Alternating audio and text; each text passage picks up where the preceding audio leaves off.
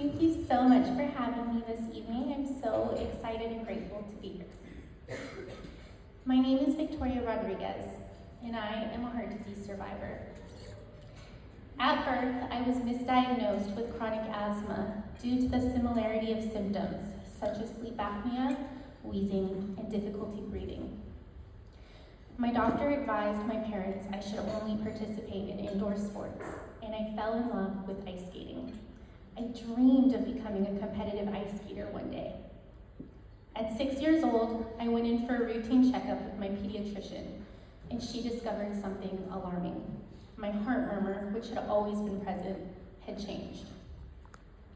It was then discovered I suffered from 2 congenital heart defects, which had left only half of my heart working up until that point.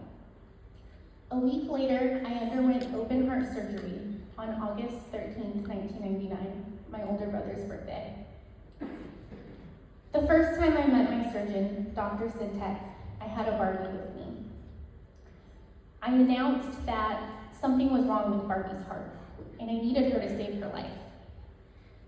She very calmly listened to my request, listened to Barbie's heart, and announced that Barbie would be just fine. Her empathy gave me the courage I needed to get through that surgery, and her expertise saved my life. Today, my heart is 100% healthy and strong.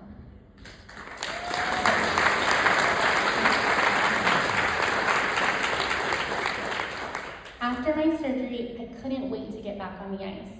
I trained 6 days a week, many hours a day, and I went on to become a competitive ice skater for the United States and the country of Hungary. In 2011, I won the Hungarian National Pairs Championship, but at 18, I decided it was time to hang up my skates and focus on my education.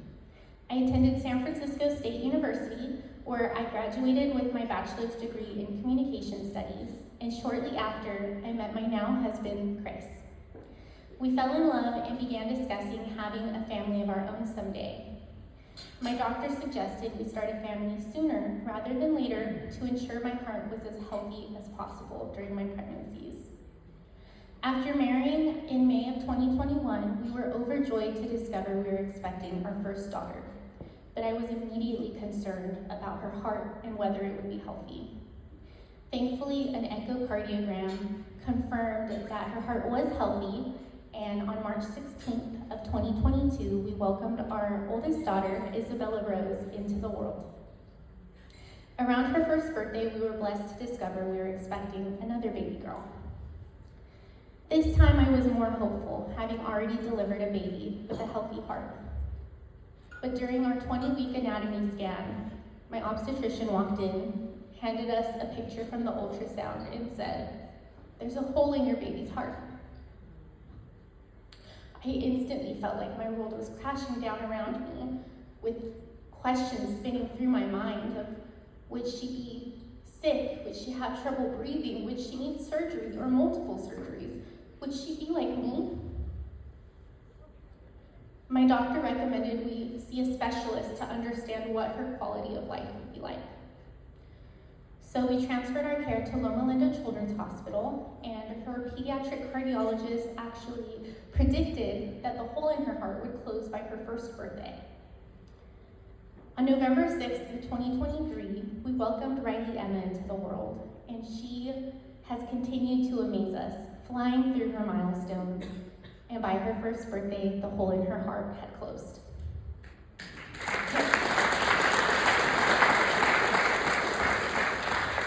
All was well until the morning of August 30th, 2024. During breakfast, Riley choked on a piece of fruit and stopped breathing.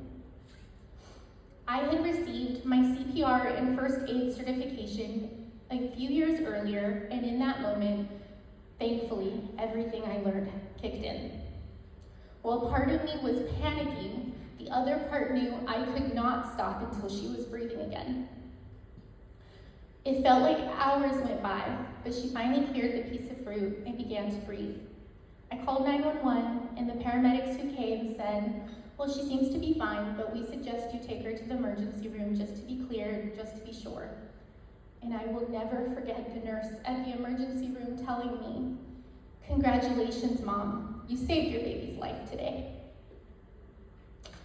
After that incident, I insisted that every single one of our family members learn CPR and choking aid in case of an emergency. So we all went into the class together. But I never could have imagined that we would need those skills again so soon. On November 9th of 2024, we were celebrating Riley's first birthday as a family. My father, a heart disease survivor himself, was driving my husband and my 2 daughters home when he lost consciousness at the wheel. My husband managed to stop the car, quickly realized he wasn't breathing, gave him CPR, and called 911. He was rushed to the nearest emergency room. Unfortunately, he had suffered sudden cardiac arrest, and when that happens outside of a hospital, there's only about a 10% chance survival rate. Although my husband gave him his best chance of living, my dad didn't make it. While losing my dad has been one of the hardest experiences of my life, being able to share my story and help save lives is the best way I know how to honor him. Because of everything I've been through, I know the importance of research, advocacy, and awareness. So I'm proud to stand here today as a member of the 2025 Go Red for Women class of survivors, a diverse sisterhood of amazing heart disease and stroke survivors who are using their voices to create change and make a difference. We are proof that heart disease and stroke do not discriminate, but we are also proof that awareness, research, and advocacy can really save lives. Having knowledge of heart disease symptoms and knowing life-saving skills like CPR can really make an impact. When we learn these skills, we hope that there never comes a day when we have to use them. But if that day comes and you have the chance to save somebody you love or somebody else's loved one, I hope that you have the courage and the knowledge to act. Courage is not the absence of fear. It's feeling the fear and taking action anyway. It's the doctor who listens past a heartbeat and catches what others missed. It's the bystander who steps in, the loved one who performs CPR, and the survivor who turns their pain into purpose. I've learned courage is what carries us through the hardest moments of our lives, and it's what allows us to fight for another tomorrow. Tonight, each of you has the opportunity to be courageous, not just for yourselves, but for others. By supporting the American Heart Association, you are giving somebody like me the chance to love, to live, and to dream when they may not have had that chance. So, as you help us raise funds tonight, I hope you remember this. Your courage can change the world. Your generosity can save lives.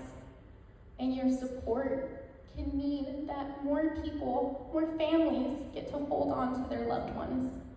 Thank you.